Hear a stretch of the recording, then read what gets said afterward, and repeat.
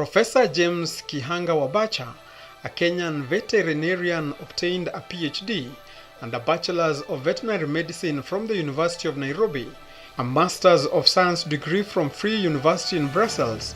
Professor James Wabacha is currently the Senior Animal Health Specialist at the Inter-African Bureau for Animal Resources, AU-IBA. He is currently the coordinator of the Life to Africa project.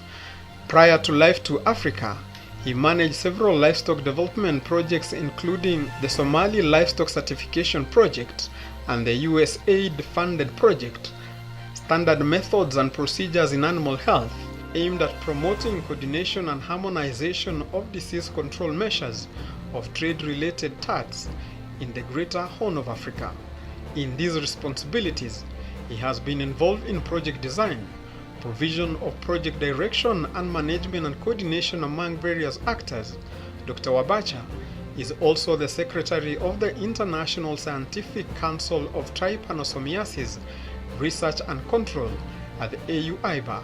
Prior to AU-IBA, he worked at the University of Nairobi under the Faculty of Veterinary Medicine, rising through the ranks to Associate Professor, where he teaches clinical and food animal production medicine, including experience in administrative and academic head of the Department of Clinical Studies, Faculty of Veterinary Medicine. Dr. Henry Wamwai is a Kenyan veterinarian with a Bachelor's of Veterinary Medicine degree from the University of Nairobi, a Master's degree in Veterinary Microbiology from the University of Surrey in the UK, and a PhD in Veterinary Virology conferred by the University of Hertfordshire in the UK. In 2009, he was employed by the African Union Inter-African Bureau for Animal Resource, AU-IBA, to initially coordinate its initiatives in Somalia from the year 2009 to 2016. He then coordinated a regional project covering 8 IGAD member states aimed at improving the surveillance for animal disease in support of trade in livestock and livestock products. In recent years, he has led the AU-IBA's initiatives to support all African Union member states to develop and implement strategies for the control and eradication of Peste des Petites Ruminants, also known as PPR, in line with the Pan-African and global strategies for the eradication of the disease by 2030. Dr. Wamai is currently working as a consultant for AU-IBA. Prior to AU-IBA, Dr. Wamai worked as a research scientist at the Kenya Agricultural Research Institute, currently known as KALRO, for 20 years, carrying out research on some priority transboundary animal diseases. In 2003, he joined Terra Nova, an NGO working in Somalia, where he led a series of development projects that aim to re-establish and improve the veterinary service in that country following the collapse in 1990. Mr. John Opong Oto is the Food Safety Officer with AU-IBA. John is the coordinator of the Standards and Trade Secretariat for the Animal Health and Food Safety Officer at the African Youth in Livestock Fisheries and Aquaculture Incubation Network Secretariat. His portfolio at AU-IBA also covers antimicrobial resistance issues, and coordinator of the African Youth in Livestock Fisheries and Aquaculture Incubators Network. Prior to joining AU-IBA, Mr. Opong Oto was the Codex Alimentarius Manager at the Ghana Standards Authority. For several years, John has a Master's of Law and a Master's in Food Quality Management. Dr. Annie Lewa is an animal health expert with a PhD in socioeconomics. She is currently the AU-IBA Senior Programs and Project Officer. She joined AU-IBA 15 years ago, initially as an animal health expert for the Somalia Ecosystem Rinderpest Eradication Coordination Unit. She was later promoted to the position of Coordinator, Regional Animal Health Center for East Africa, a center established to collaborate with FAO and OIE to oversee control of eradication of avian flu in the region. Dr. Lewa played a key role and supported the development of major continental strategies, among them the Animal Health Strategy for Africa and the Animal Welfare Strategy for Africa. She is also the coordinator of AU-IBA committee that is in charge of the biannual publication of the State of Animal Health in Africa. Dr. Hiva Bosini is the Senior Animal Health Officer at AU-IBA. For 10 years, he has coordinated several key continental animal health programs. Some examples include coordination of the support programs for National Action Plan for Fight Against Avian and Human Flu for Djibouti, Burundi, and the Central African states, coordination of PPR Continental Strategy and Continental Program Development since 2013 in close partnership with FAO, IAEA, ILRI, REX, MS, OIE, and African Swine Fever Regional Control Strategy Development Coordinator in close partnership with FAO, ILRI, and OIE. Dr. Hiva's portfolio also includes the coordination of animal welfare activities on the continent in partnership with World Animal Protection, African Network for Animal Welfare, the Brook, Donkey Sanctuary, World Animal Protection, OIE, FAO, REX, and the African member states. Additionally, he is involved in the collection, collation, and the dissemination of information on all aspects of animal health in Africa.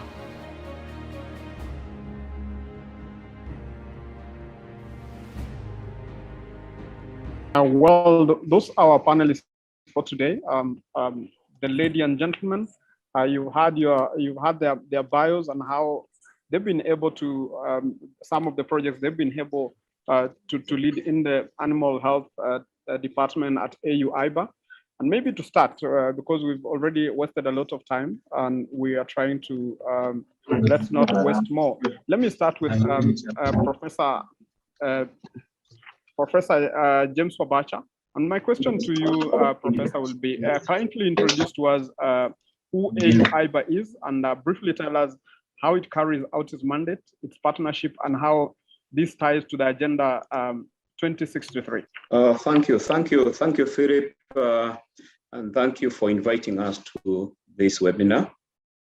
I'll talk briefly about AU-IBA, but before I talk about AU-IBA, I just want to highlight the significance, the importance of animal resources in our continent as far as food and nutrition security is concerned, employing a lot of people in the animal resources value chain, and its major contribution to our economies as a continent.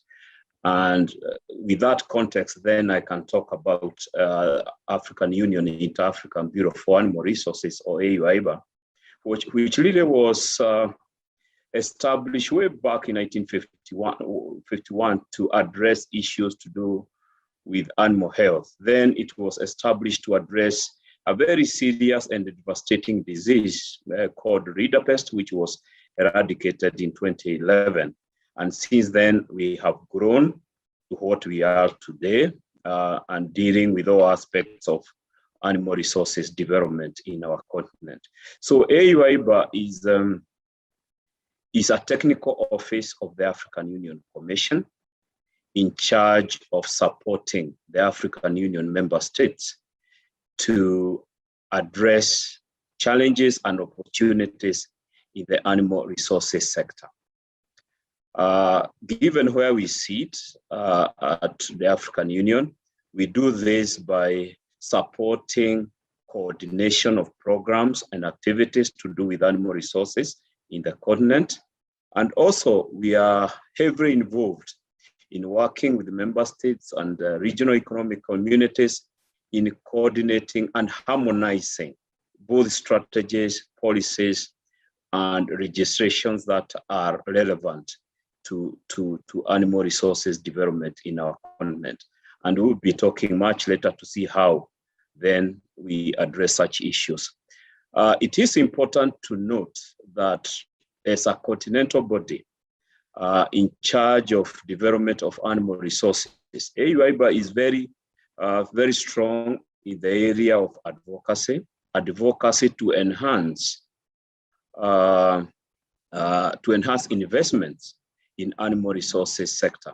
And this is really in line with the desire of our political leaders in the continent to enhance budget allocation from their national budgets. As you know, there is that commitment we call the Maputo decision that aims to enhance this contribution to agriculture to about 10%. And as AUIBA, a livestock body, we advocate for enhanced allocation of this budget to the animal resources sector. This is important to us because over the years, investments in these sectors has been low. Therefore, as a livestock body, we advocate for enhanced investments so that we can spur the development of this very important sector in our continent. AUIBA also, as a continental body, is also very strong in the area of getting together the African Union member states to have a common voice when it comes to global and regional negotiations to do with animal resources. Especially, we are very strong in the area of developing, facilitating a common voice when we are setting international standards to do with animal health and in food safety. And I think this forum will allow us to elaborate more on these particular issues. So Philip, that is the AUIBA. It's an old organization, and it continues to serve our member states in the area of livestock development and its sustainable utilization in order to support food and nutrition security and well-being of our people in the continent. Up to you, Philip. Thank you very much, Professor James Obacha. But my question, I'll want to ask you one more question on the same. You've talked about the things that AUIBA is doing, especially in improving animal health in the continent. But I was hoping you'll also tell us a little bit, why is this important? Why are animals important in this continent? That we need to have this conversation.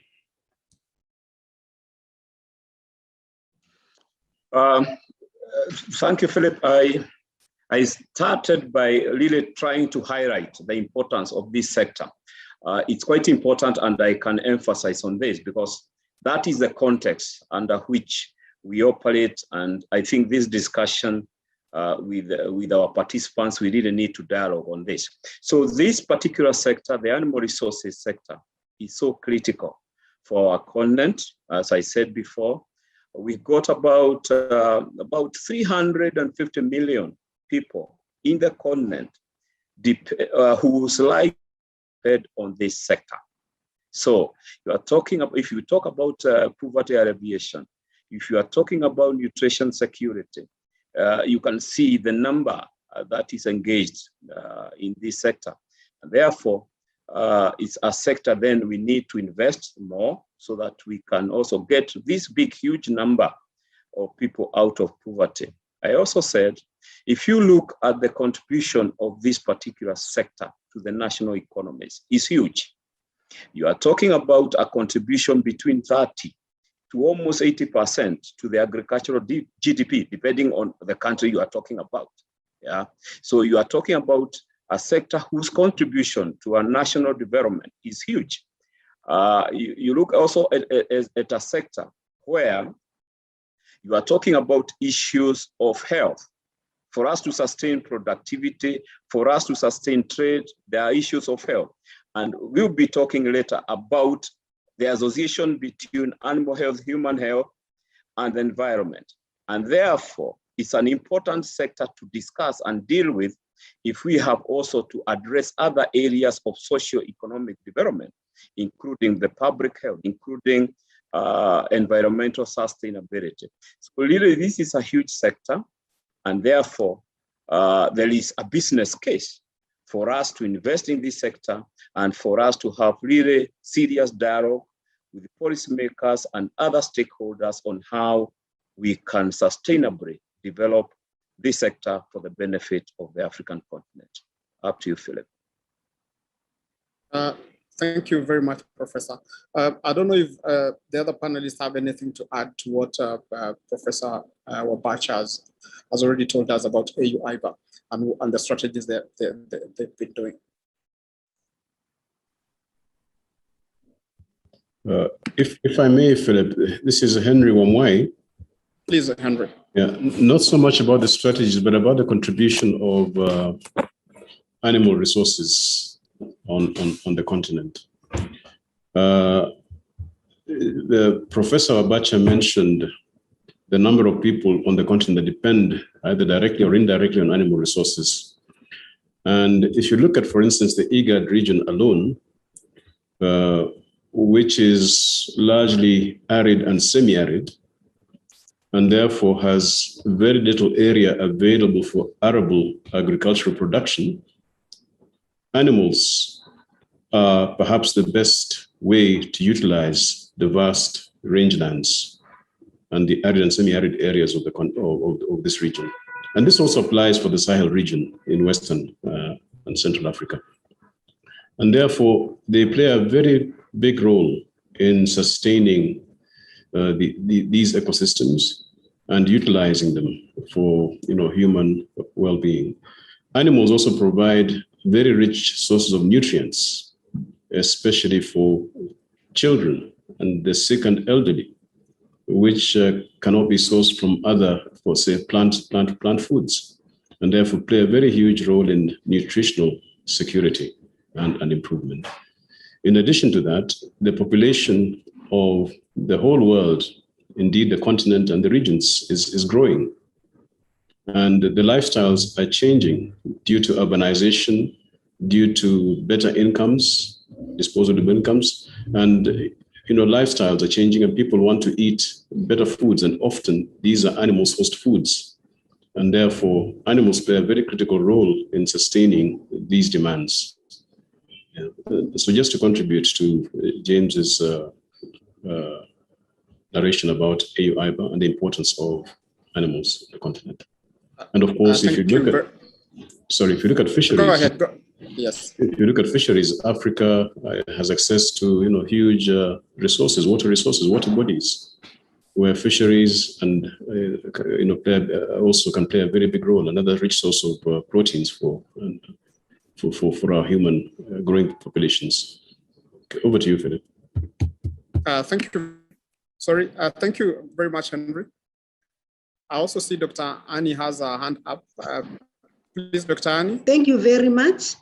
I think Dr. Henry has said exactly what I wanted to say, but to be a bit more specific, it is projected that the global population and the demand for animal and animal resources is going to increase 8 times by the year 2030.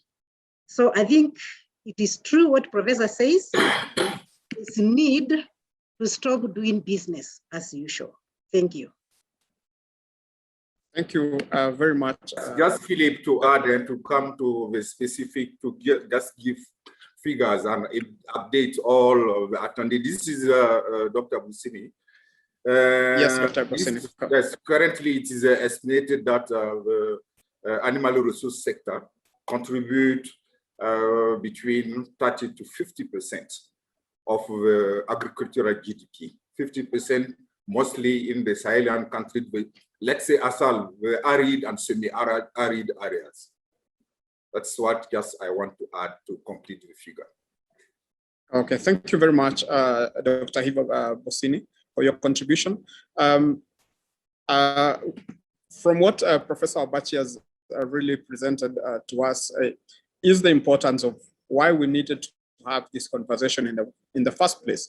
And from the figures you've given, livestock is a really big resource for this continent, and that's why we need to have this conversation.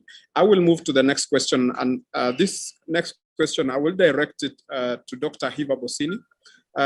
Dr. Please tell us a little bit about the key strategies and frameworks that the AU-IBA has developed over time to support animal resources in Africa. Thank you very much, and good morning to all the attendees. As mentioned by Professor James Wabasha, AUIBA as the coordinating body in charge of animal resource development, has developed a key strategies together with other AU institutions in charge of also animal resources and fisheries. I will just emphasize on the prominent one. The first one is the Pastoralist Framework. Because in Africa, I mentioned about the ASAL area, the arid and semi-arid area. And today, even for the projection now, even for the next coming 50 years, 70% of our animal resource production will still rely on pastoralism. This trend is not going to change right now. And the second one is the livestock development strategy, which was from 2015 to 35, to coordinate and harmonize and drive guide the member state on animal resource development in the continent. The animal health strategy derived from the livestock development strategy. It is a framework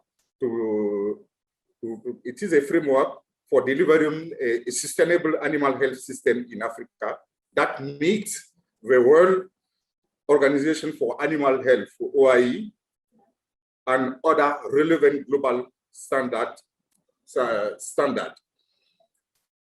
There is also the animal welfare strategy.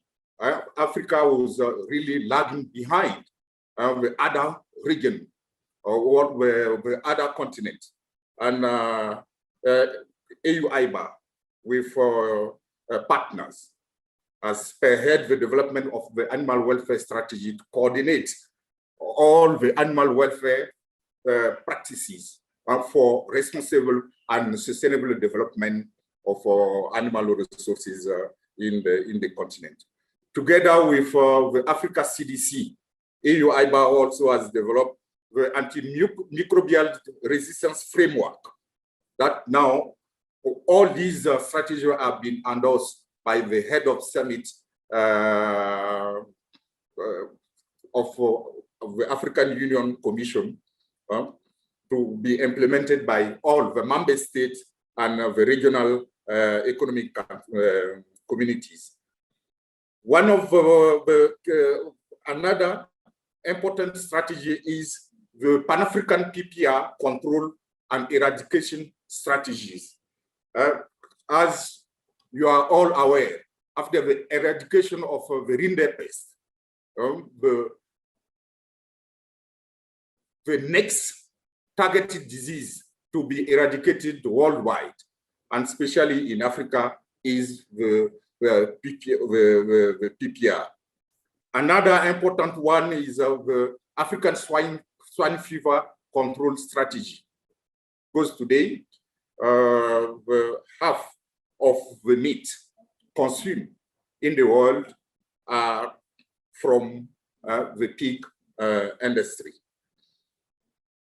These are the key strategies that were developed by AUIBA, and now in the pipeline, we have this year, we are embarked on the development of One Health strategy, the rabies control strategy, as well as the food safety strategy. Let me stop from there. Thank you very much, Dr. Bossini, for that contribution. But if I may jump in before I ask the other panelists if they have any contribution to add on what you've already mentioned, my question would be, when it comes to development of strategies and these frameworks, most African countries have been accused of having very nice strategies and frameworks, but when it comes to implementation, that is where the problem begins. There is no will to implement the same. So we have very nice strategies gathering dust on the shelf. but on the ground, people are suffering, and the solutions are already out there. So what is AU-IBA doing to ensure that even as they come, you guys come up with these strategies, they are implemented by member states in the continent? You are very right, because someone said that the problem in Africa is not lack of strategies. We do have a good strategy, but one thing is to have a strategy, another one is its effective implementation. That's why since the last decade, all the strategy developed by AU-IBA and his sister institution under AUC, since this last decade, we make sure that the strategy is translated also to action plan. And we will also make sure that this strategy is submitted to what's called the Specialized Technical Committee of African Union Commission, which comprise the minister in charge of environment, water, fisheries, agriculture, and animal resources, so that all the member states are aware on this, will adhere and adopt this strategy. And the next step is the strategy will be, an action plan will be endorsed by the head of summit, the head of state summit of AUC. And from there, it's it's becoming now mandatory for all the member states to really implement the strategy and the proposed action plan. But one key thing is the mobilization of resources. And what AU-IBA is currently doing is also, in addition to the adoption of, by the endorsement of the strategy and action plan by all the member states, advocating for member states to allocate national budget to implement the proposed strategy and the action plan. Because most of the time, the member states are relying on projects and programs, and so therefore on donor funding, which is not sustainable. So for effective implementation in sustainable manner, it's AU-IBA advocate to member states to allocate national budget for the implementation of the different proposed strategies. Thank you very much, Dr. Hiva Bossini. I don't know whether the other panelists have anything to add to what Dr. Bossini has said before we move on to the next question. Yes, Philip. John here. Yes, John Opong, please. So thank you very much, and thank you, Dr. Bossini, for elaborating on the strategies and the resource mobilization effort of the AU-IBA and the African Union. And another area that we look at in terms of actual implementation relates to the fact that within the animal resources space, there are several partners that are intervening, and usually you find that some of the activities are duplicated, and that so what AU-IBA has also been doing is having a collaborative work programming with other international organizations intervening within the region, such that resources equitably distributed as far as practical to ensure that countries also benefit maximally from all the partners. So for example, you would find that AU-IBA would work with the World Organization for Animal Health, pool resources together and intervene on the same subject area, for example, vaccination, but in different countries. So by so doing, we ensure that those policies and strategies are implemented within the respective countries. So the point I wanted to raise was that yes, resources are scarce and implementation can be difficult, but one approach that the African Union now uses is to have a work management arrangement with the different partners so that we can, with the little resources, intervene in different countries and yet have amplified impact. Thank you. Over to you, moderator. Thank you, John. Indeed, resources are scarce, and especially now with the COVID-19 pandemic, things are really tough for not just for individuals, but also for countries. And the strategies AU-IBA and the African Union is putting in place will go a long way in helping this. I don't know if there's any other contribution. If we don't have... Yes, please. Yes, please. Something very small. Yeah, I think you realize that it is very important for ownership as well. If the countries are going to really embrace the strategies and the policy frameworks, then ownership is very, very key. And what we have done as AU-IBA, as we sit down and formulate these strategies and the policy frameworks, we make sure we sit together with all the key stakeholders. We have the regional economic communities. We have the responsible ministers from the member states.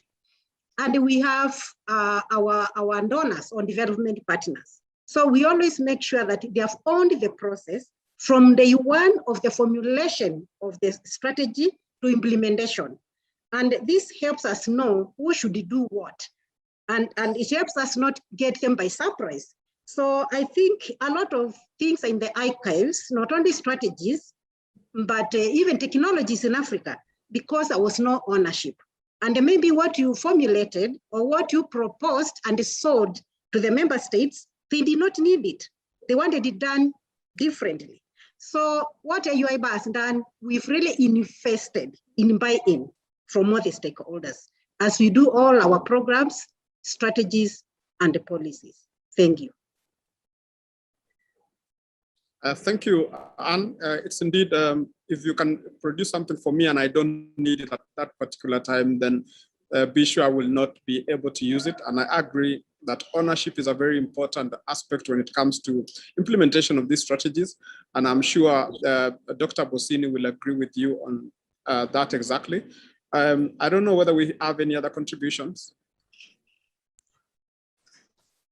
Philip, really, I wanted to take the floor, but Annie has said it all. The issue of domesticating our strategies. Just go on.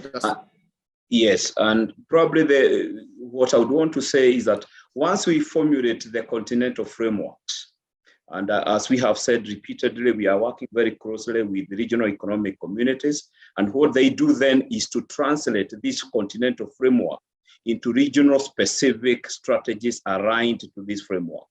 And then from that point, then there is the country conversations, what Annie has elaborately articulated, then country engagement, the country dialogue, to have the awareness, the advocacy, and so on. So it's an important area, the area of domesticating then those regional strategies to country programs, country activities is an important area where countries, AU-IBA, and regional economic communities really need to have a continuous dialogue to have those documents from the shelf to the field. Thank you. Up to you, Philip. Yeah, Philip, may I just like to make an addition that yes, please. Really for the implementation of these strategies, The biggest challenge is mobilizing the resources. Previously, when the donor community landscape was better than it is now, AU-IBA was able to mobilize resources to support each and every member state involved, for instance, in the Eradication program, to undertake national activities. But this has recently changed, and it's becoming more challenging to raise funds for supporting each and every member state to undertake activities within an agreed strategy. But if the resources are available, member states normally implement without major hiccups. And so, as colleagues mentioned, the challenge is to get the member states themselves to invest in these priority activities that are agreed at the national, at the continental levels. And of course, member states have different competing priorities. And therefore, it's important that the national animal resource stakeholders raise their voice to ensure that the priorities that concern them and affect them are also placed at the national table of resource sharing, so that there's commitment at the national level to implement those activities agreed. Thank you. Over to you, Philip. Thank you very much, Dr. Henry. Maybe I can ask one more question to Dr. Bossini on the same. When it comes to these strategies and that AU-IBA develops, are they tailor-made for particular regions, or it is a blanket? It's a blanket strategy that the entire continent need to adopt. Are they tailor-made to individual regions or individual countries, or it is a blank? Most of them are blanket strategies. Your mic is off, Dr. Bossini. Your mic is off. Sorry, I think Prof. James has already addressed it, because once it is the continental strategy is developed and adopted at continental level, now the next step is the domestication. The domestication by each region and member state. This is now to cascade it to regional level and national level. Like now, if I may take the specific case of animal welfare strategy for Africa or animal health strategy for Africa, so after the adoption, the endorsement of the strategy at continental level, now AU-IBA has mobilized resources to support REX and member states to develop the regional animal health or welfare strategy, taking into account the regional specificity, because there are different specificities between the different regions, and then also cascade it at national level. But all these regional and national strategies have to be aligned with the continental one. And if there is any global strategy like for the PPR eradication at global level, it has also to be aligned with the global strategy. Thank you. Okay, thank you very much, Dr. Bossini. I think we need to move to the next question. I'm seeing, otherwise time will not be on our side. I'll move, my next question, I will direct it to Dr. Annie Lewa. And my question to you would be, what do livestock development, animal health, and animal welfare strategies for Africa aim to achieve? Dr. Lewa. Okay, thank you very much. And thank you, Yves, for outlining the strategies that we've already developed together with our partners and the stakeholders. If I was in high school and I was in a debate club, I would say that we've convinced the floor that there is need to transform the sector. So let me go back and say that AU-IBA has been there for the last 70 years. We've developed a lot of strategies over the years, and I'm just going to highlight a few that we've mentioned and say what they are going to achieve. One, the Livestock Development Strategy for Africa that was developed in 2014, together with the stakeholders, aims to transform or to enhance the livestock sector to contribute more to the social economy of the African countries and the equitable growth. So that's what is going to achieve the Livestock Development Strategy. Because we have no time, I don't think I have to go to the details, but basically what the strategy aims to do is to attract public and private sector investments. So we are supporting the countries to do that. We are supporting the countries to enhance animal health and increase production and productivity. We are helping the countries to enhance innovation generation and the utilization of technologies. I think I'd already said that we have a lot of technologies in the archives, and we've done an audit to find out all the technologies that are available before we even enhance or promote innovation of new technologies. The Livestock Development Strategy also tries to support countries to access markets. So those are the key objectives. And actually talk more about the Livestock Development Strategy, it aims at promoting priority livestock value chains in the regions. And these priority livestock value chains have been identified by the regions and the member states themselves. So IBA did not tell a region, this is what we are going to support you to promote. No, we told the regions, sit down and agree amongst yourselves the livestock value chain that you want us to promote. Basically, if I'm not taking too much time, I must point out that for North Africa, we are supporting the dairy value chain. For Southern Africa, we are supporting the meat and the live animals. For Central Africa, we are supporting the poultry value chain. Western Africa, again, the poultry value chain. And then for Eastern Africa, we are supporting the dairy. And for IGAD, we are supporting meat and the live animals. And I must say that the LINDESA, the Livestock Development Strategy, just like another strategy, is being implemented through projects. So at the moment, we are implementing LINDESA to achieve these promotions of the dairy value chains through a project we are calling the Live2 project. So I think that's what the LINDESA or the Livestock Development Strategy is aims to achieve. Then my colleagues have also talked about the animal welfare, animal health strategy for Africa. This, we have realized that the African livestock resources have not been exploited. One of the key challenges is because we have issues with animal diseases. So the animal health strategy for Africa aims at bringing people together to address specific challenges that are posed to the livestock sector by maybe lack of proper disease control.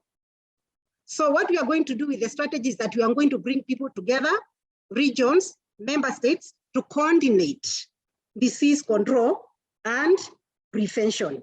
And I think I don't need to talk so much about that framework, but the animal health strategy basically is going to strengthen animal health policies and institutional frameworks.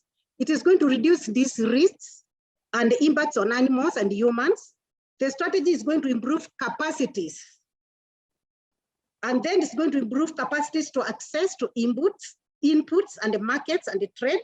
It's going to promote research and the knowledge.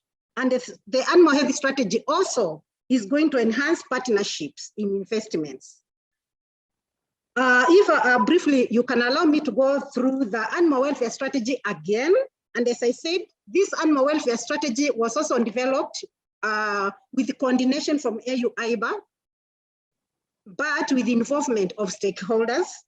Among them, the OIE, we have the animal welfare strategy for Africa also being supported by the AVO. They were part of the people that supported us to implement it, regional economic communities, and the member states. And this is going to support training, education, and awareness on animal welfare. The strategy is also going to improve communication and advocacy for animal welfare. It's going to support policy and legislation, and it's going to support research, resource mobilization, and the monitoring and evaluation. So you may ask, why the animal welfare? We say that animal welfare translates to human welfare. So it is going to be very important to promote these three strategies in Africa. And I think now it is already clear what each strategy is going to bring in to the sector. Thank you. Thank you very much, Dr. Anilewa. Any contributions from the other panelists on what Dr. Ria has just elaborated?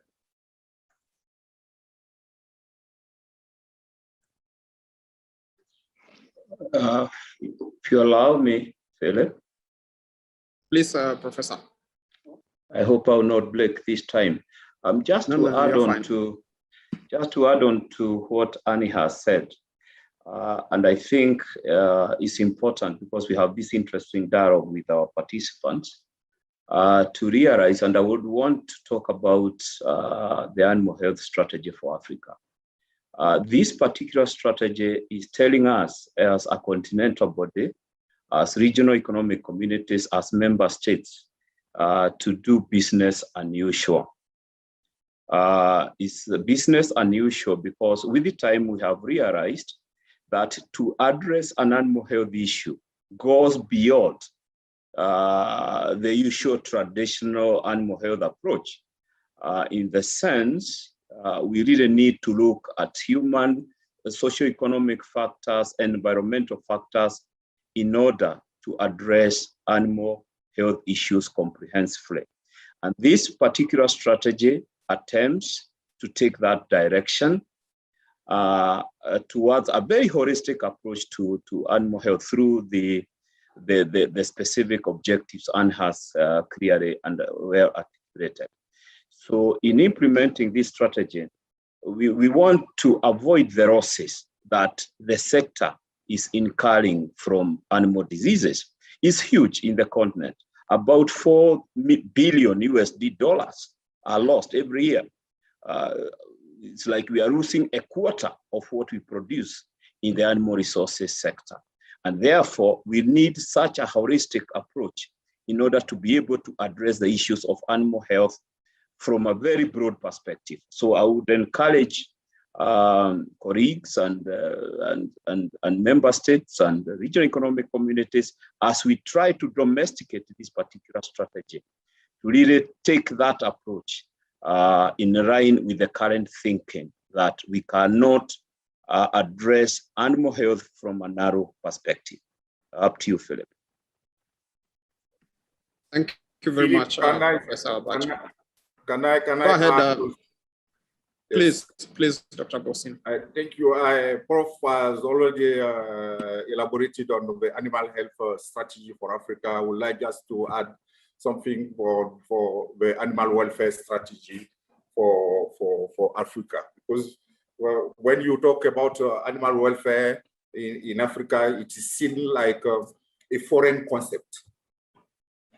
And for a long time, the welfare of animals is not seen as inextricably linked to the welfare of human. The human well-being and animal welfare are going together. That's why today we are talking about one welfare and one health and one welfare. And this area was left blank in Africa. Only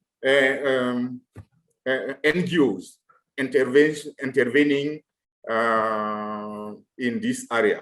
So it was critical for AU-IBA as the continental body in charge of animal resource development to come in, to come out with a comprehensive framework to coordinate all animal welfare activities across across the continent. Therefore, the adoption and the launch of the Africa Platform for Animal Welfare show that the devotion of the African Union Commission for responsible development of animal resources. Today, this the strategy and the action plan really will be lifted and brought ahead to the next stage in the journey toward Africa, an Africa where animal welfare in animal resource industry is one of the foundation stone for animal resource development and sustainable environment in the continent. Over to you, Philippe. Thank you very much, Dr. Busini. I see Dr. Annie's hand is up.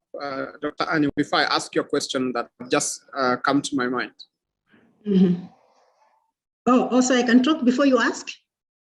I can ask, maybe then you answer both of them. Oh, fine.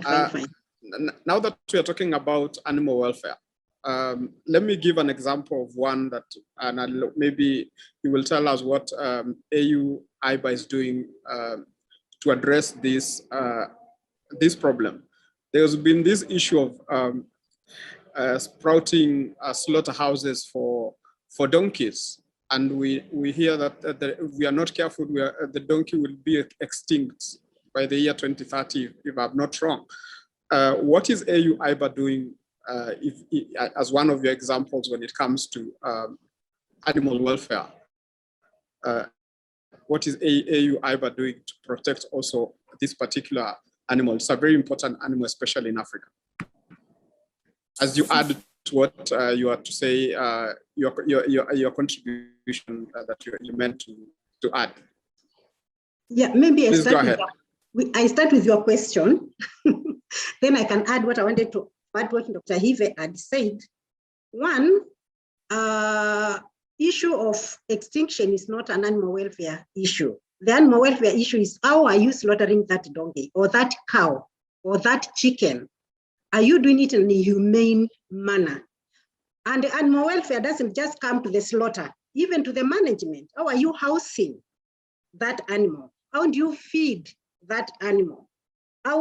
And for the working donkeys, like the working animals like the donkey, how do you work that animal? How do you load it? How do you feed it even after working? Back to the issue of the donkeys being extinct, I was just telling a colleague this morning actually that the donkey in Kenya has been passed as a meat animal. So it is actually a meat animal. It's only that we treat it with a lot of prejudice. So like we protect all other meat animals, then we are going to protect the donkey to make sure, of course, we look at the genetics. We can even do AI in the donkeys to make sure we have enough to eat and work for us. But we should be very humane the way we treat that animal. So the issue of slaughterhouses are okay, but is that slaughterhouse allowing humane slaughter of that donkey? But the issue of whether it is going to become extinct or not, then I think another department handles that to make sure, like we do AI in animals, to make sure we still have a good quality meat and the work donkeys in the future. The ministry should look at that. But my emphasis is to make sure that donkey is kept well, fed well, slaughtered humanely for meat animals. So it is a meat animal. So having said that, I just wanted to add something small to what Dr. Ive and Professor Wambasha have said about embracing animal welfare in Africa. Indeed, we were doing a project as AU-IBA to review and amend livestock legislations in Africa. And I was privileged last year to visit countries and see what they had included, what they had recommended for review and amendment. But I was a bit disappointed that very few countries had included inclusion of animal welfare into their policies and legislation.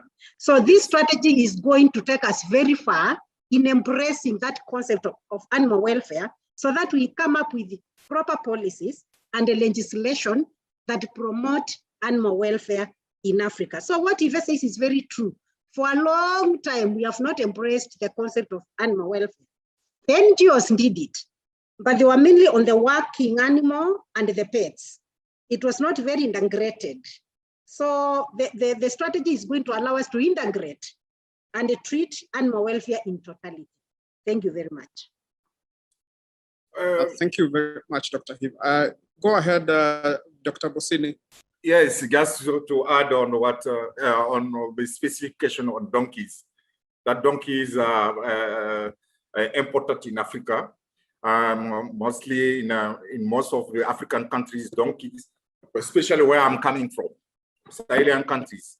Donkeys are considered as the first son of the poor.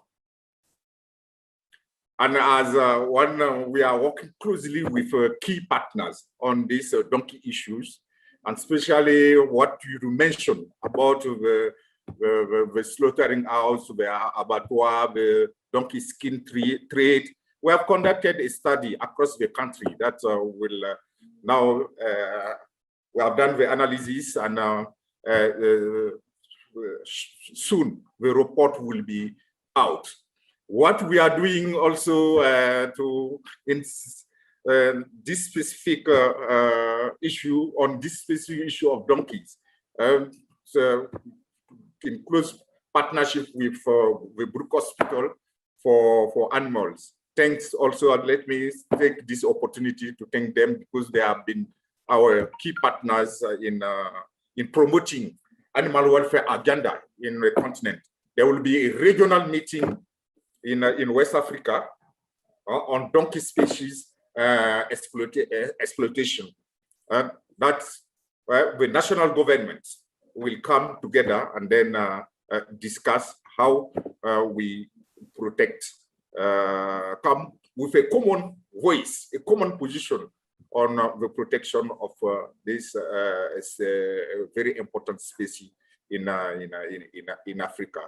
The key activity that AU-IBA will really conduct is to call for a Pan-African conference on donkeys.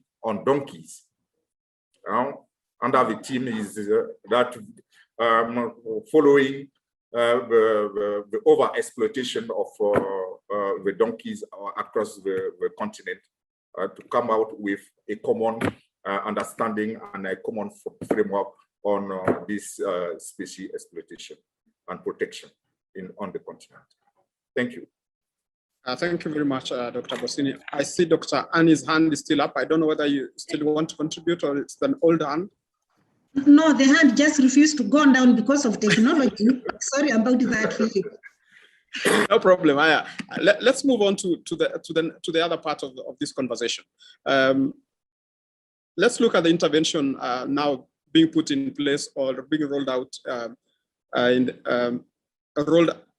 Let me frame that question again. Let's just now look at the interventions put in place to roll out the animal welfare strategy. And my first question will go to will go back to Dr. Hiva Bossini. When it comes to rolling out these strategies, communication is very important. So when it comes to communication of these strategies to stakeholders and partnership, maybe you can tell us a little bit of how AU-IBA is doing this kind of communication to ensure that the information is received as it's supposed to be.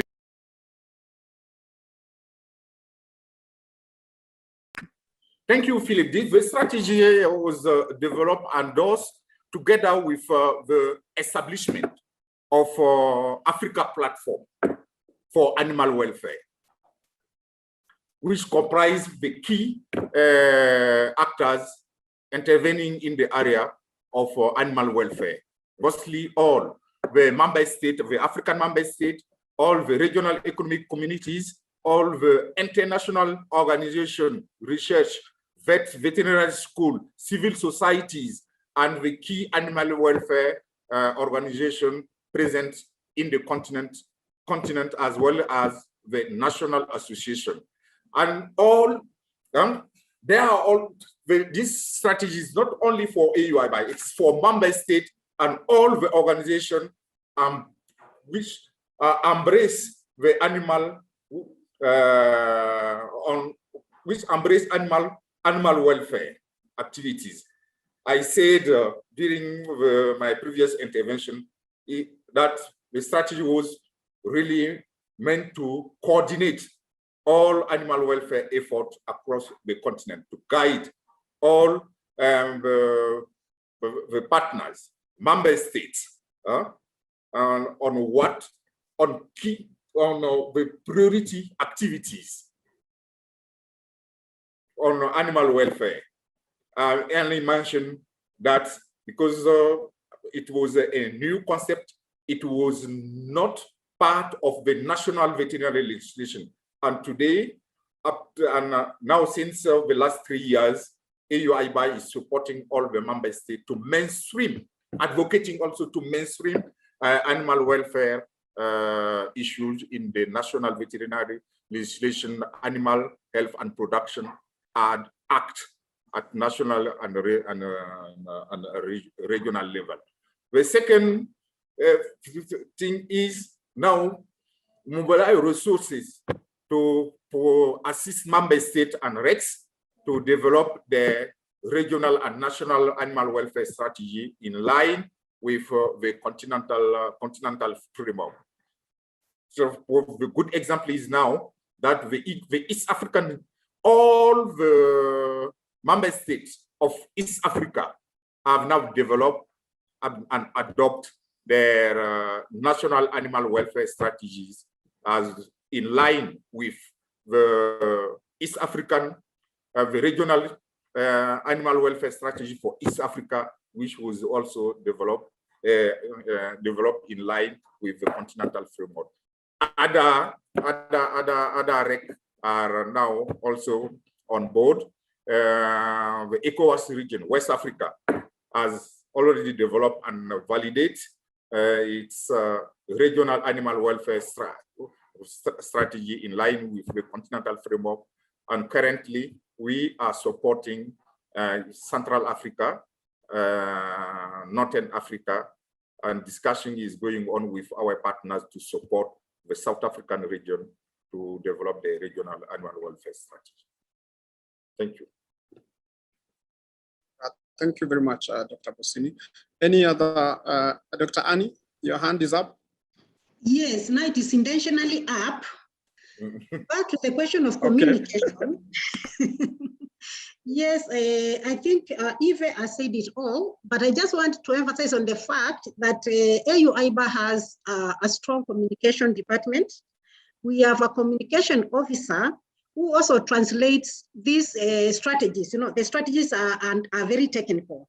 The regional economic communities will understand, the member states will, but what we call in Kenya, Wanjiko, the end user, you know, that farmer, may not understand. So what the communication officer does with all the strategies and the frameworks is that she translates them into a language that anybody who is not a veterinary doctor may understand.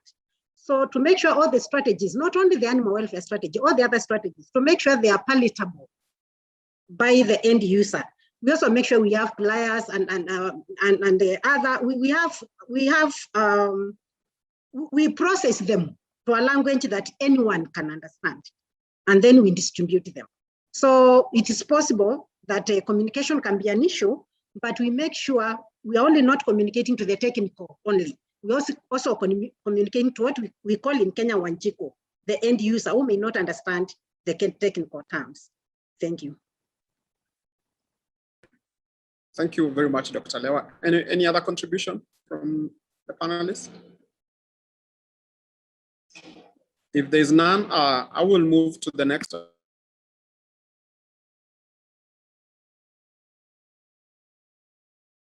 Philip, you're muted. You're muted, Philip. Thank you for that. Okay. You want to say something? No, it's fine. Okay, thank you very much. I was saying now, if there are no more contributions from the panelists, even me, I don't have a question. I think we've that part was really covered well. Let's move to the other question on antimicrobial resistance. And this time, my question is going to John Opong. John has been quiet for a while. Maybe this is what he was waiting for.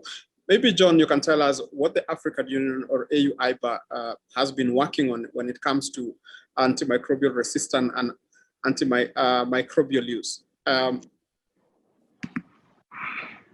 Please go ahead. Thank you very much, Philip. So the question of antimicrobial resistance is an interesting one, and I suspect that all the participants and panelists gathered here today may have at a point in time interacted with an antibiotic or an antimicrobial. These are very important tools that are used to fight various infections, as all of you may know, and have really changed the scene when it comes to public health and animal health. The concept of antimicrobial, just a little background, naturally you would expect these microorganisms over time to change, adapt. They call it mutation. So it's a natural phenomenon, but we notice that human activities have accelerated this phenomenon. And so we are seeing situations where drugs that initially could be used to cure various treatments are no longer effective against the same. So that is the principle. That is the antimicrobial resistance. The world has noticed that this is no longer just a public health issue, but also a development issue. Available estimates seem to indicate that annually we lose almost 750,000 people due to antimicrobial resistance microorganisms. So it's a huge problem for the whole world. And because of this, there has been global commitment at the UN level of the need to mitigate and contain the harmful effect of antimicrobial resistance. And this has trickled down to the various agencies and institutions in terms of the approach that we use to support member states in dealing or addressing the harmful effect of antimicrobial resistance. So for example, at the global level, we have what we call the tripartite, the FAO, the OIE, as well as the World Health Organization, which are organizations that most of the African Union member states also are members. So there is a global action plan. Now, the African Union has tailored this global action plan into what we refer to as the AU-AMR framework, and that is our working document for delivering interventions to various member states. But the question of AU's intervention, it goes beyond AU, because AMR is a multifaceted concept and requires different actors and players. So what the African Union has done is to partner with the other UN agencies, the FAO, the WHO, the OIE, the UNEP, because there are the agric component, the medical component, the environmental component, the animal production component of it, the so-called concept of One Health, working together to achieve one common aim. Specifically with regards to the AMR framework, what we are currently doing is that we've noticed that most of the countries do not have surveillance systems in place. And surveillance enables you to determine trends, where we are likely, which value chains we are likely to have more resistance in the future. So you are able to predict, if you like. Most of the countries are now in the process of building labs and capacities to detect. And so AU, together with the UN agencies, are delivering various capacity by way of lab training, building quality assurance so that credible results are churned out for decision making. The other area which we have noticed deficiency and are working on relates to awareness and knowledge. you would notice, and I guess most of us here on the platform might be culprit, that if you notice you are sick, you just go to the drugstore, the chemist, and you lodge your complaint, and chances are that even without clinical diagnosis, you would be given some antibiotic to take. You are contributing to antimicrobial resistance. Okay, so what we need to raise the awareness of everyone, be it professionals, be it the producers, the farmers who use the antibiotics or antimicrobials. So we engage a lot in awareness creation activities, but we don't do it directly. We work with the member states, depending on their advocacy schedules, bring stakeholders together and create that awareness in terms of bringing knowledge, what they should be aware of, the things that they should be doing to avoid or limit antimicrobial resistance. But with regards to animal production sector, specifically our interventions are focused on creating awareness and knowledge, building capacity, especially on good husbandry practices and good hygienic practices, because we know that if we can implement good husbandry and hygienic practices, you limit the ability for microorganisms even to be in the environment. And so they would not infect the animals in the first place for you to use antimicrobial. So this is a preventive measure, and we encourage farmers to do that. The other area that we are intervening on together with the tripartite, the FAO-OIE and the WHO, relates to the area of regulation. Regulation in terms of market authorization. Several porous borders and sometimes the antimicrobials that come into the countries do not go through the right approvals to determine their efficacy. So some are falsified, some are substandard. One of the activities that we are supporting countries to do is to build strong regulatory systems so that member states would be able to enforce regulations in terms of having quality drugs that are potent enough and can address treatment issues. So these are some of the interventions that the African Union, together with the other partners, the tripartite, have been working on in the space of antimicrobial resistance. Over to you, moderator. Thank you very much, John, for that contribution on antimicrobial resistance and what AU-IBA is doing to have this conversation with member states to ensure that we are able to deal with this problem. I don't know if there's any contribution from the floor. I see Anne's hand is still up. I don't know whether it's the old hand or it's a new one. Anne, please. I have not developed a new hand. It is the old one. Sorry, Philip. Let me lower it. Okay. Anyone else who wants to contribute to what John Opong has presented to us?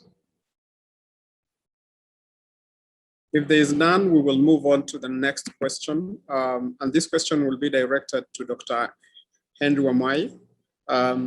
When it comes to interventions put in place by AU and AU-IBA, when it comes to control and eradication of sheep and goat plague, that is PPR. I understand even Kenya had their own strategy on how to eradicate it. They even had an earlier date than the set date of eradication for the region. Maybe you can tell us a little bit about what AU and AU-IBA is doing to ensure we eradicate PPR. Okay, thank you, Philip. As mentioned earlier by my colleague, Hiver, pest deputy ruminants, or PPR, is first of all a viral disease is caused by a virus that belongs to the same genus, if you like, or the same group as the viruses that cause measles in human beings. There's a virus that causes a disease called canine distemper in dogs, and a virus that causes a disease in marine mammals. And these are all related.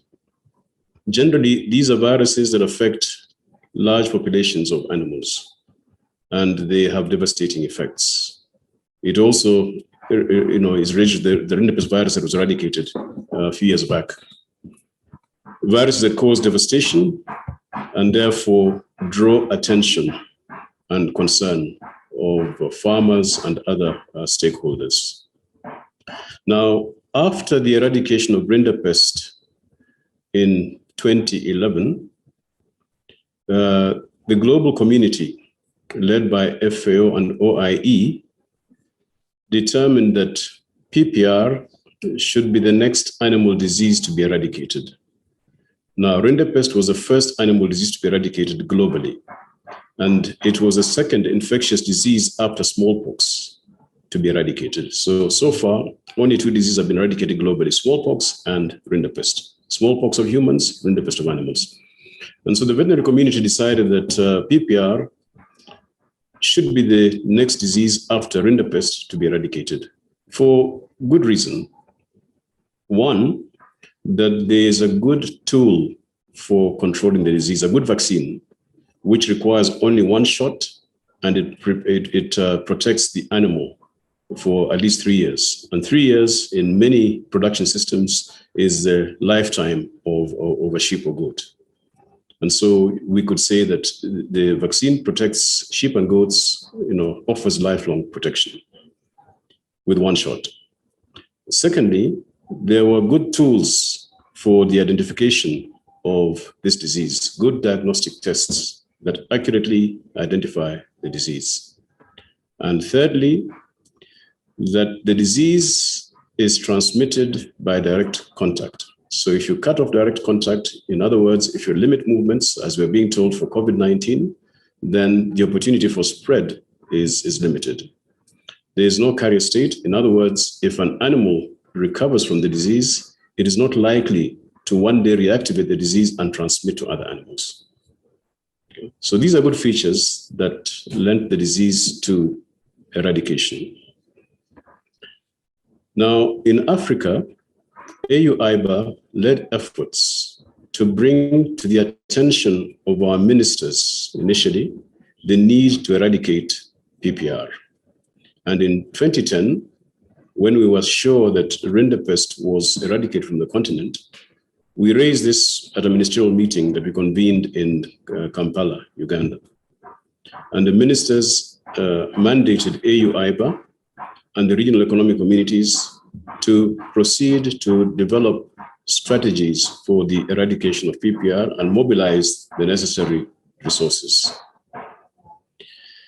Now, the global community caught up in 2015 through the development of a global control and eradication strategy for PPR. And because it's a transboundary disease that requires a concerted efforts of all actors and all regions of the world to achieve eradication, AU-IBA revised the Pan-African strategy to align with the global strategy in 2015. And since then, we have provided support to the member states of the African Union to develop national strategies. And to date, together with our partners, the Food and Agriculture Organization of the United Nations, or FAO, and the World Organization for Animal Health, or OIE in brief, in total, we have provided support to 49 out of the 55 member states of the African Union to develop national strategies with some action plans for the eradication of PPR by 2030. As you rightly said, Kenya's target is to eradicate by 2027, and they launched their strategy in 2018 officially, through a public pronouncement by the minister. Now, in addition to that, we have also supported some member states to implement aspects of their strategies. We have supported some member states and continue to do so to undertake surveillance activities. And these are member states that we think have a high likelihood of declaring freedom soon, maybe sooner than 2025. Supported them to undertake surveillance, to provide the evidence needed to declare, have them recognized as free from the disease. And having said that, so far, 6 member states on the African continent, that's Botswana, Eswatini, Madagascar, Mauritius, South Africa, and Lesotho, are recognized as free from the disease historically. They have never had the disease, and they presented the evidence of the absence of disease in their countries, and this was accepted by the OIE and officially endorsed. So they're recognized as free from the disease. One member state, Namibia, has a PPR-free zone. Most of the country is free. In fact, perhaps the whole country is free, but one zone is maintained as a surveillance zone because of its proximity to other neighboring countries where the disease is present or may be present. And so they are cautious not to declare the whole country free, but to maintain that zone. But that is the situation. The other member states on the African continent do not have an officially recognized status for PPR and are considered infected. But as I said, the disease is present in 36 out of 55 member states. In other words, 2/3 of the continent have reported the disease. And the disease has caused tremendous losses over the years, affecting mainly the livelihoods of pastoral communities, affecting employment opportunities in those communities, and affecting the nutrition of households, particularly the women and children who are largely responsible for looking after sheep and goats. In addition to these efforts, we have also participated together with the OIE in providing training to member states on how to gather evidence and prepare dossiers to verify the absence of disease towards eradication. So these are efforts we have put in place to support member states. Now, the key challenge, as I mentioned earlier, is resource mobilization. Getting the resources to ensure that all the member states can act at the same time in a coordinated manner to achieve eradication, because that would be the ideal situation in achieving eradication at the shortest possible time. But AU-IBA is making efforts to mobilize resources, although there are other competing priorities. And of course, recently, the COVID-19 pandemic has grossly interfered with these efforts. Over to you, Philip. Thanks. Thank you very much, Dr.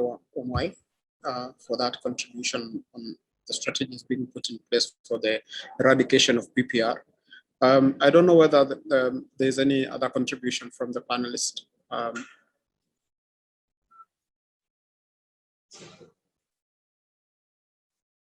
Well, if there is none, I will also move on to the next question, and that will be still directed to John Opong. What strategies have been put in place, especially when it comes to trade in animal products? John, please. Thank you very much, Philip. Again, I'm aware colleagues may already be aware that the African Union has coordinated member states to now operationalize the African Continental Free Trade Area Agreement. Trading started in January, 1st of January this year. The AFCFTA brings together an African market with consumer population of almost 1.2 billion. And so it presents a huge opportunity for the whole of the continent, and especially given the important role that animal resources, animals and animal products play in the economies of African countries. We expect that trading in animals and animal products would contribute significantly in terms of trading potential. So the AFCFTA implementation would be driven by several tools, and one of them is the African Union Framework for Sanitary and Phytosanitary Measures. So the fact that countries have opened up their markets does not necessarily mean that country A can just send products to country B. They must still fulfill the requirements, the standards. So if the animal is diseased, infected, it cannot be traded. That is the concept of sanitary and phytosanitary measures. And we know that usually, even though tariffs are important when it comes to trade, by far, non-tariff measures, such as the way that standards and certain protocols are implemented, by way limit trade. And so one of the areas that the African Union is strongly focusing on is how we can implement standards in a way that will limit or that will facilitate trade in animals and animal product. So the first issue that AU-IBA has been looking at relates to veterinary regulations and legislations, updating these regulations in line with international standards. We know that standards could, when not applied in the way that they should, can really obstruct trade. So this is an important component of our work. Veterinary legislation review and regulations are critical in facilitating border trade. The other issue, the other area of work that AU-IBA engages in is on capacity building with respect to quarantine and inspection officials. These are the interfaces at the border points, and they would need to inspect and approve products coming into countries based on applicable standards. And they must also use risk-based processes that are internationally accepted. So you notice that in some countries, this knowledge and skill may be lacking, and that can influence how products are admitted into countries. So AU-IBA focuses on trainings, building the capacities of inspection officials as well as quarantine officials to equip them to apply the standards as they should in a manner that would not obstruct trade. Another area that we are currently looking at also relates to supporting member states to develop standards. AU-IBA is not a standard-setting organization, but because we intervene on animal product issues, we support member states to participate in international standard-setting activities, such as the OIE and the Codex Alimentarius Commission, which develops standards on food safety. This is a very important activity for us because, as you know, international trade is governed by standards. Standards are the currency for trade. The more African countries participate in international standard setting, the better our interest would be incorporated into these international standards, and so our trade interest will be protected. So AU-IBA supports member states through reviewing various draft standards and proposing standards that do not exist and we feel, if developed, would facilitate trade within the region. So that is another area that AU-IBA intervenes when it comes to trade and standards. The other area relates to capacity building, which is mostly related to building the competitive, the productive capacity of producers. You know, having standards is one, but building the productive capacity for member states to produce in the volumes that are required to support the consumption patterns is also very important. Building capacities of member states to produce value-added product are also very critical. The point I'm making is that we intervene on animal production issues, which directly promote trade. In terms of technology, we support member states to implement technologies that add value to their productions. The last area that I would want to talk about relates more to policy aspects of trade. As a political institution, as well as a technical institution, AUIBA also convenes various policy groups to dialogue on different trade issues that need harmonization in order for trade to be facilitated in the area of the animal resources sector.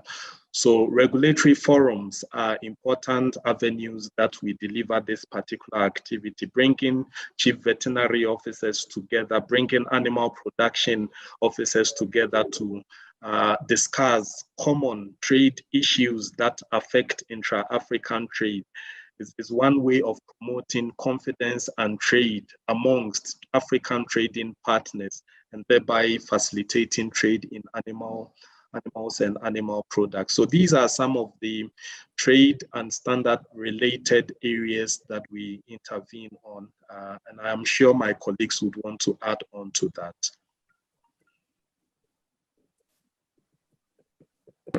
Thank you very much, John. Any contribution from the colleagues? I think maybe I can, if you allow me, Philip, I can interject. Please, Professor, just proceed. I just add on to what John has articulated, and this will be in regard to also what Henry talked about, that for us as a continent to trade among ourselves and with other regions, we really need to capacitate our veterinary delivery systems, which have been found to be weak when evaluated using the OIE standards. So because for us to be able to trade, just like John has said, we really need to detect diseases immediately they occur so that we localize the diseases and allow other areas that are not infected to continue trading. So the area of capacity development in terms of veterinary services delivery is a key area to enhance capacities for surveillance, for diagnosis, and also to be able to prepare and respond when these diseases occur. Because when you have outbreaks of diseases like Rift Valley fever, out of fear, you get to have even all local markets closed. So we need to detect it early, we need to localize it and contain it within the area of outbreak so that we are able to trade as a region. You recall during the previous outbreaks affecting even one country, this had an impact on all the other countries in the region, in the Horn of Africa. So that capacity to demonstrate that we are able to detect diseases and demonstrate this to our trading partners is very critical in order to create confidence as far as trade in animals and animal products is concerned. So another area we are also working on to promote trade is engaging our trading partners. Because trade is about trust and they need to know what you are doing and engage them so that also together you can discuss and agree on what other measures you need to put in place.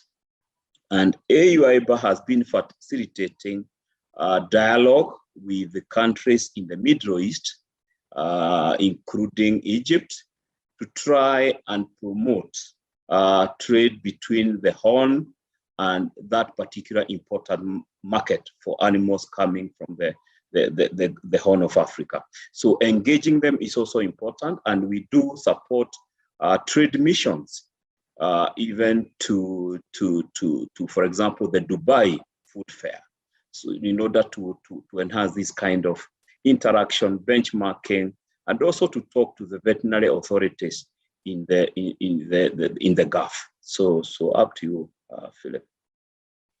Philip, allow me to say to add something also on what my colleague said, John and Professor James Wabasha, to emphasize that transparency and accountability are critical for safe trade when it's come to intra-Africa and inter-regional trade of live animals and animal products, and also worldwide. So they have already talked about building capacity of member states and in participating in the setting of animal health standard. But one thing I also want to emphasize on is that AUIBA also for this to promote safe trade among member states and trading partners outside the continent is to build capacity of the different member states on the quarantine procedure and practices using the OIE guideline when it's come to trade of live animals and also the animal product. One other thing, teaching, it has been piloted in Eastern Africa, and then now it will be extended to the other country, the other region. Is the SMP-AH approach. It is standard method and procedure in animal health, where to harmonize the intervention measure when it's come to animal disease control, surveillance, containment, and containment. James has mentioned it. These SMPs have been developed for and implemented in Eastern Africa, but soon it will also be extended to other countries. All this is to really promote a safe trade and improve the access to regional and international market to African animal product and live animal and animal product. In one word, it is about to put Africa in the world animal resource economy. Over to you. Thank you very much, Dr. Bossini. Any other contribution? If we don't have any other contribution, I also see we have a lot of questions that are coming from some of the people that have also logged into this webinar. And I realize our panelists have been answering some of those questions because we may not have time at the end to answer all of them. Just send your questions on our chat side, and then our panelists will be able to answer some of them. Now let's proceed to the other question of the day. And this one I'll be directed to Professor James Wabasha. What interventions have been put, especially when it comes to One Health approach in management of animal diseases of public health importance? Please, Prof. Thank you, Philip, once again. John has introduced this important area of One Health approach when it comes to addressing issues, matters to do with antimicrobial resistance. He has indicated how the human health, animal health, the environmental health, including plant health, are all interconnected. And so I will really not delve into a lot of details with this, but basically is to just share with colleagues as we engage one another that in a few words, when we are talking about One Health, you are talking about a holistic approach to management of health. That's basically what it is. You want to deliver as one because you are addressing common issues. And if you do not address those issues as one, then you are likely not to succeed much. So, and I'll take an example I like taking, the example of rabies, which is a public health issue. Rabies, as we all know, is a disease of dogs, so mainly, that's where it comes from. And of course, once in a while, unfortunately, for our rural communities, they get bites from rabid dogs, and they end up coming down with this very, very, very terrible disease. And if you look at rabies, therefore, as a disease basically of dogs, and then with an impact on public health, the best way to approach this issue is to have the agriculture sector and the public health sector to work together. Because if you have to invest towards control efforts for this disease, you need to pool resources. Because as I say, if you look at rabies, the agriculture sector may not invest. It's not a priority because there are competing issues and may not invest much to manage the issue. But again, it's a serious public health issue. And therefore, there would be need for the two to pool ideas in terms of awareness, in terms of how you respond in order to manage this common issue. So basically, by using that example, then you can really understand where we are coming from when you are talking about One Health, which also involves other, apart from the usual endemic diseases in the continent, there are also new diseases coming up, the Ebolas, the severe acute respiratory syndrome, and all of that. There are new diseases that are coming up, and also they are coming from animals. We call them zoonotic because their origin is animals, and therefore they will need the two sectors to work together in order to manage the diseases. Having said that, then, as AUIBA, what are we doing in order to bring this particular approach into practice?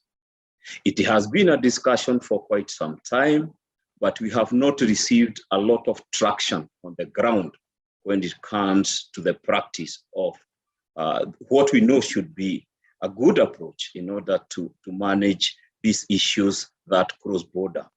And as AUIBA, and as it is very well articulated in the animal health strategy, that is our first attempt in order to work with the regional economic communities, our global partners, and our member states to stimulate interest and to stimulate practice of One Health in management of these common issues. So the animal health strategy is very, very clear on this, and it has very clear objectives with the associated strategies that, if addressed, or rather if they are taken on board, then will go a long way in addressing these common challenges. And what we are doing as AUIBA, as clearly stipulated in the strategy, is to work with member states, one, to identify where are we in terms of implementing or addressing these common challenges using the One Health approach. And we have held a continental consultative meeting with member states to really understand, and with regional economic communities, because that's the beginning point, to really understand where we are as far as practicing One Health is concerned. And we have identified gaps, we have identified the challenges and opportunities that exist. And some of the challenges we have seen include lack of coordination among the sectors, as I have briefly explained. in case of rabies.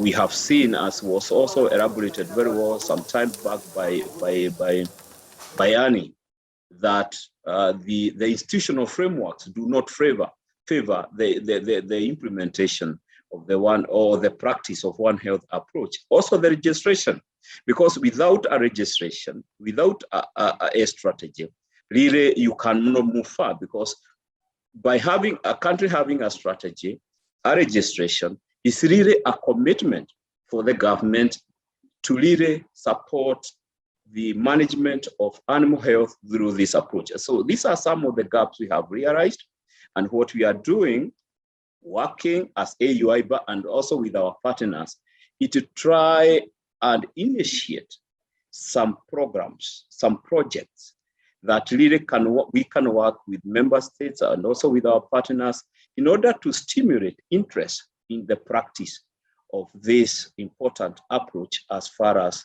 management of common health issues are concerned. So right now, what we have a program we call RIVE2, supported by the European Union. It has a component, it's a very integrated program addressing all aspects of livestock development in the continent. And one of the components is animal health. And within the animal health component, we will be working with the member states to try and address some of the challenges they have clearly identified as the challenges affecting the practice of this very important approach in the management of health. So I think for the time being, I would want to say that much. Back to you, Philip. Thank you very much, Professor Obacha. Any contributions from the other panelists? Yeah, just some small emphasis. I think Professor said it all, Philip. Please, Annie. Yeah, I just wanted to say that in this, what we call zoonotic diseases that are affecting both humans and the animals, actually by the time a human being dies of that disease, it has already been seen in an animal. And I'm talking about brucellosis. Brucellosis is a disease we get from cow's milk when we don't boil it properly and the animal has been sick. And for a long time, the medical doctors were not able to diagnose that disease in human beings. Unless you are lucky enough to have a vet around you and they would say probably this brucellosis, then your life will be salvaged. Rift Valley fever still kills a lot of human beings after it has already been seen in animals. And also avian influenza. So I just wanted to emphasize what Professor said, that there's need to work together with all the sectors. If we are going to salvage the health of these countries, the African countries, we need to work together. These diseases are emerging, others are emerging, they have been eradicated, they are coming back, and they're affecting both humans and animals. And there's really need to emphasize on One Health. Thank you. Thank you very much, Dr. Annie. Professor Obacha, I also understand when we talk, especially now we're talking about zoonotic diseases. COVID-19 is a zoonotic disease, if I'm not wrong. Is there a strategy by AUIBA a strategy that is able to help these African countries or member states to prevent future occurrence of pandemics like the COVID-19 pandemic that was is said to be a zoonotic disease? Thank you, Philip. Thank you for that interesting question. And COVID is a good wake-up call for all of us, really to emphasize or do much more than we have done before, because we have seen the outbreak of or emergence of this new disease is not if, it is when they will occur. So if that is the situation, then what we are doing then is to try and work with the member states. As I said, the animal health component I talked about for the RIVE2, what we are doing is we have reconfigured it a bit to try and address the issues of disease preparedness plans, the contingency plans, so that countries are better prepared to address emerging issues, including antimicrobial resistance and also emerging infectious diseases, especially the diseases with origin in animals. So it will be an interesting area for us going forward, trying to build capacity for preparedness. We are doing much more, because with COVID, we looked at our activity and said, what do we need to do given the new context? Really not new, but it's a context nobody expected, that you have a pandemic bringing everybody to a standstill, creating havoc to our economies. So the issue of addressing emerging diseases at its source, even preventing them from spilling over from where they come from, the reservoirs in the environment. These are critical issues. I think going forward, we will see a lot of investments in these areas to build capacities of member states, institutions, global organizations on how to manage better these diseases before they create the havoc we have seen with COVID-19. So it's an interesting area for all of us, the continental organization, regional economic communities, our global partners. I think going forward, we really need to focus more on this, because we have seen it's devastating. We have seen with COVID, and I hope another outbreak, another pandemic will hit us when we are not very well prepared, because it happened, but within a very short time, it was spread all over the world, because we are moving from one country to another. And this is not a period like we used to have during the flu outbreak. Here, these currently people are moving. And therefore, the question you have asked is an issue then us and others really need to put a lot of effort in this, to prepare our countries to enhance their capacities to detect these diseases and to prevent them from spilling over from animals into our domestic animals and also to our human population. Thank you. Thank you very much, Professor Abachi. It is indeed a scary reality. I see Dr. Bosini has his hand up. Bosini, please. Yes, thank you. Just to add on what Prof has said, and to address also your question, because COVID is a very good example on to really a good example for One Health, and AUI has this outstanding experience for advocating since around 2005 for multi-sectoral, multidisciplinary approach in Mamba State, and with COVID pandemic at national level and even at continental level, has brought together all both veterinarian and public health workers to work together, because in most of the African member states, the veterinary laboratory play key role in the diagnosis. Even now, continue also supporting the detection of COVID in member states.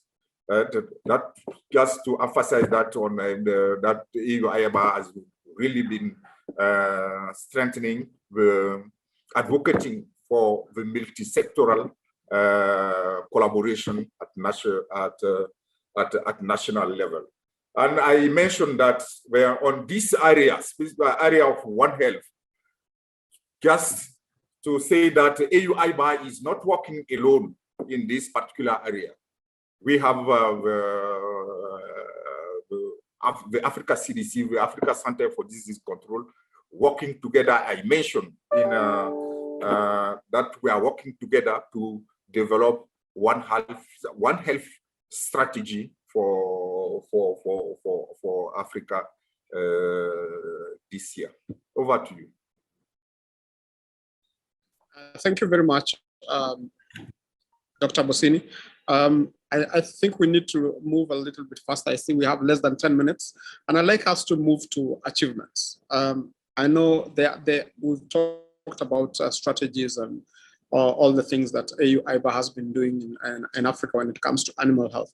We want to see a little bit of the achievement that AU-IBA has been able to achieve in the last few decades. And maybe I'll go straight to John Abong. What are some of the achievements that we've been able to attain as a continent when it comes to common voice, especially when it's come to international and food safety standards? John. Thank you, Philip. African Union member states, majority of them are also signatories to the WTO, World Trade Organization agreement. This agreement, which deals with trade, requires member countries to base their trading on certain international standards. On animal health, the international standards developed by the OIE, and for food safety, the international standards developed by the Codex Alimentarius Commission. Now, this is important because in cases of trade arbitration, these are the normatives that are used to judge. And so it's very important within the WTO that all countries participate in the development of these international standards. Prior to AU-IBA's intervention in the area of international standard setting, we noticed that African Union member states were participating in these international fora all right, but uncoordinated in terms of preparation to scientifically respond to the standards in a way that protects our interests. Someone will say that if you are not on the table, might probably be the menu. That seemed to have been the case prior to our intervention. But through a series of projects, for example, the Pan-SPOSO project, which sought to enhance Africa's participation in these standard setting bodies, Africa now has a coordinated voice. And indeed, this African voice issue is fronted at the very highest level by our heads of state, who have directed us that for all international fora, African Union member states should speak with one voice. So when it comes to developing OIE standards, African Union AU-IBA commissions a group of experts who meet and review these standards. After this, we have a whole continental meeting of chief veterinary officers who now intervene and make sure that the common voice serves the interest of Africa. The same also applies to food safety. What has been the achievement? Africa is now seen as a stronger voice when it comes to international negotiation on animal health in the OIE. You now have a situation where more trading partners are willing to reach out to Africa as a bloc in terms of even soliciting our support and also getting an understanding of whether certain standards would favor the African continent or not. So that is what our activity has brought to bear. The fact that Africa can now speak with one voice and strong voice for that matter, and making sure that our animals and animal products do not suffer from international standards. And these may come in the form of regulation, institutional. Sometimes the standards that are established may not favor you in terms of the regulatory and institutional setting that you have. So these are some of the areas that we have been intervening on, making sure that whether it is on regulation, whether it is institutional, whether it is on capacity, Africa is duly taken on board in these international negotiations. That has really helped to promote African products on the international scene. Thank you, Philip. Over to you. Thank you very much, John. I don't know if anyone from the panel has anything to add. I still see Dr. Busini's hand is up. I don't know whether he has something to say. No, on this particular one, I think it is straightforward question of the common position. bringing African together as one to address any concern of interest in Africa. John has comprehensively responded. I don't have anything to add again. Thank you. Thank you very much, Dr. Bossini. As we wind up, I have one question that maybe I'll ask. I don't know who will answer it for me, but with all this conversation we've had, I've not had, I know we live in the technology age, I've not had which part technology plays, especially at AU and AU IBA, when it comes to animal health. What technologies are you using out there, especially when it comes to surveillance of some of these diseases, especially the ones we've talked about of zoonotic diseases like COVID-19?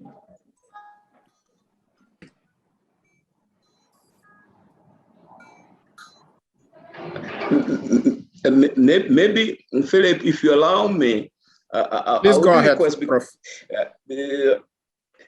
As AUI band, I think this is very important for us as we engage our participants.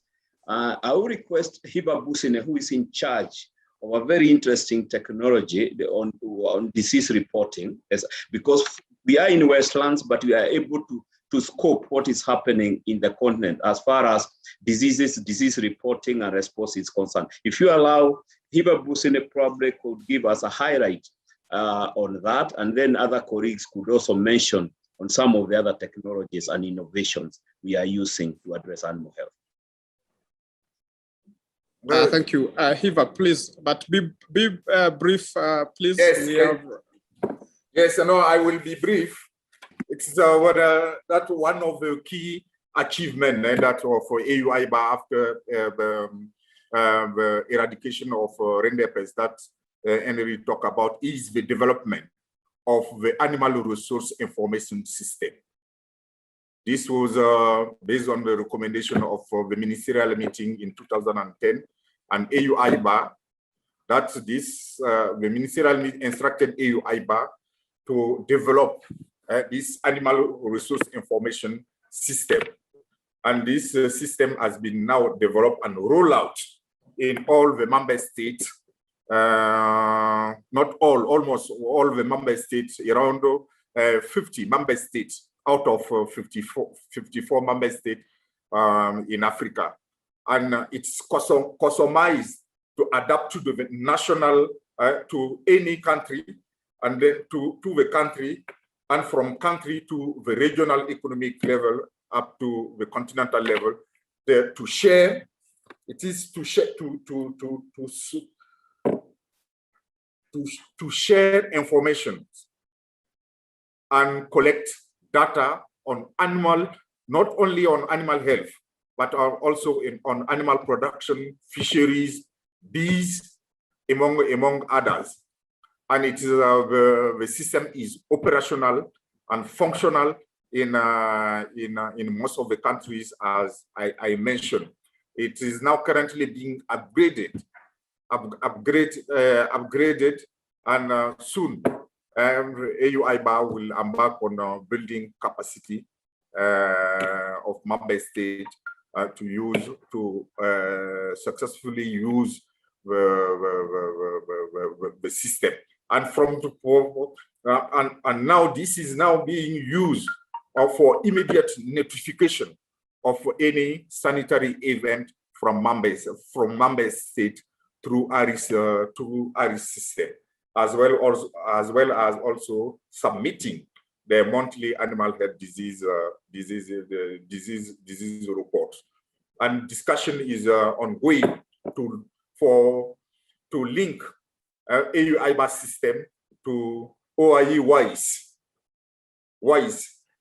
what's called the interoperability, so that to facilitate the work of the national epidemiologists, so that when he key in any disease information at the national level, it can both be received at AU-IBA and OIE level. Thank you. Thank you very much, Dr. Bossini. Anyone else who wants to contribute briefly on the same? Yes, thank you, Philip. I think, the question on technologies, what technologies are used, AUI by itself does not carry out testing, if you like, or, use technologies in laboratories and so on. But through the rinderpest eradication process, AUIBA, together with partners, FAO, OIE, and also the International Atomic Energy Agency, was instrumental in the evolution of the testing capabilities in African laboratories from traditional tests such as complement fixation test, virus neutralization test, and so on, to the introduction and use of the enzyme-linked immunosorbent assays, or ELISA testing. That was in the 80s and 90s.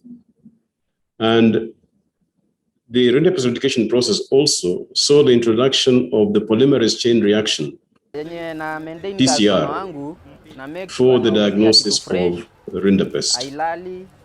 And now PCR is widely used across the continent in many African laboratories for both diagnostic testing and also for epidemiological surveillance, where you can more precisely now tell the interrelationships between the causative agents of diseases in different locations. Once you isolate them and you carry out the molecular diagnosis and sequence analysis, you can be able to determine that this particular virus is related to, or bacteria is related to, one that caused an outbreak in another country.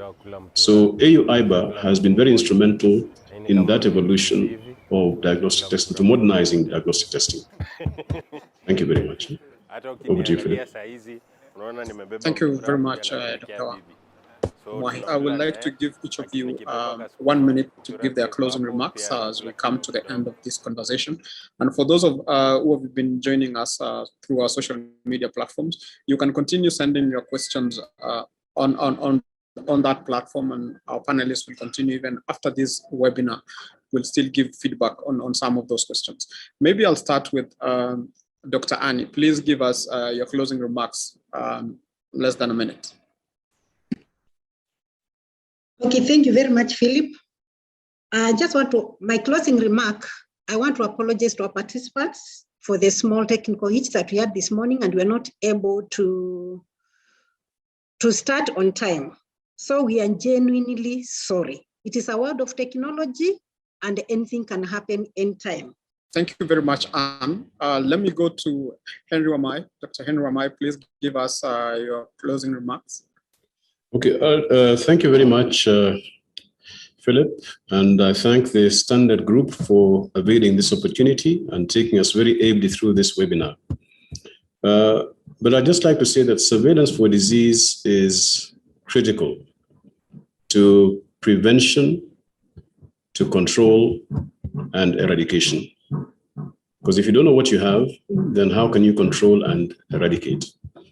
And to paraphrase it all, I'd just like to quote Thomas Jefferson, a one-time president of the United States, who said that the eternal vigilance is the price for freedom. And this applies equally to disease management. We must be on the lookout all the time. Thank you very much. Over to you. Thank you very much, Dr. Wamai. Let me go to John Opong. Please, John, give us your closing remarks. Thank you, Philip. There are two, one on AMR, one on standards. So for the farmers in our midst, we encourage you that you seek the services of a veterinarian or the appropriate professional, a para-veterinarian, before you administer antimicrobial on your animal. This will go a long way to mitigate the harmful effect of antimicrobials. And to all of us, if you are sick, please seek medical attention first. Don't self-prescribe. Get to the doctor, and let the clinical diagnosis be the determinant for you using a particular antimicrobial. This will help save this scarce resource that we have. On the question of standard, what I would want to say is that trade is driven by standards. Standards are important for protecting all of us, but we need to demand for higher standards. That is the only way that we can protect our consumers. So all of us are consumers, and I urge all of us, let us place demand on the market by requiring higher standards for our produce. And by so doing, we will not only protect ourselves, but we will also facilitate trade within the continent and with our partners outside of Africa. Thank you very much, Philip, and thank you to the audience as well. Thank you very much, John. I will go to Dr. Hiva Bossini. Please give us your closing remarks. Thank you, Philip. For my closing remark, I have 2 points. The first one is a call for the effective implementation of the animal health strategy for Africa. As mentioned, it is a framework for really delivering a sustainable animal health system in Africa that meets really OIE standard and other international animal health standard, and to call all the partners, the African Union institution, the regional economic communities, and especially the member states, really to adopt and initiate the implementation of the animal health strategy for Africa as an integrated and holistic approach for the improvement of the animal health system in Africa, given the impact of animal disease on the competitiveness of animal resource value chains, the increasing risk of emerging and re-emerging zoonotic diseases, climate change, inadequate environmental management, civil strife and conflict that Africa is experiencing. The second one is just to say that AU-IBA, yes, is one of the technical institutions of the African Union Commission in charge of animal resource development, but we are not working together. We have other AU institutions that are playing key role in animal health as well as animal resource development across the continent. Let me mention that the AU PanVac is the Pan-African Vaccine Center in charge of the control and diagnosis of animal diseases, even development of reagents for member states. And we have AU PATEC. This is the Pan-African program for Cheche and trypanosomiasis eradication campaign. And you know, TRIPS also is a zoonotic diseases, sleeping sickness, and trypanosomiasis on animal health side. So this is the first webinar, and I'm sure that there will be a follow-up webinar where all the African Union institutions dealing with animal resource will be sitting together to respond comprehensively to all the questions from participants. Over to you, and I thank you all for your kind attention. Thank you very much, Dr. Bossini. Last but not least, let's go to Professor James Wabacha. Please give us your closing remark in less than a minute, please. Thank you, Philip, for moderating this very interesting session, and our participants for participating. From the topics we have covered, it is very clear that animal health need to be approached from a very, very holistic angle, given the issues that need to be considered, issues of trade, issues of animal health, issues of public health, the contribution of animal health to productivity and economic development of countries. And what I would want to say from this discussion, we have a tool, the animal health strategy for Africa. And what I also want to say is that tools are there to allow us address issues of animal health. Resources, yes, are scarce, but what I would want to call on all our participants and ourselves is to try and think of innovative partnership models Resources will always be scarce, but if we all work together, if we try to exploit our different energies, our different capacities, create the necessary partnerships and synergies, we will be able to improve the status of animal health in the continent and therefore enhance the contribution of animal resources sector to the well-being and prosperity of the African people. Thank you. Thank you very much, Professor. That is it for this webinar today.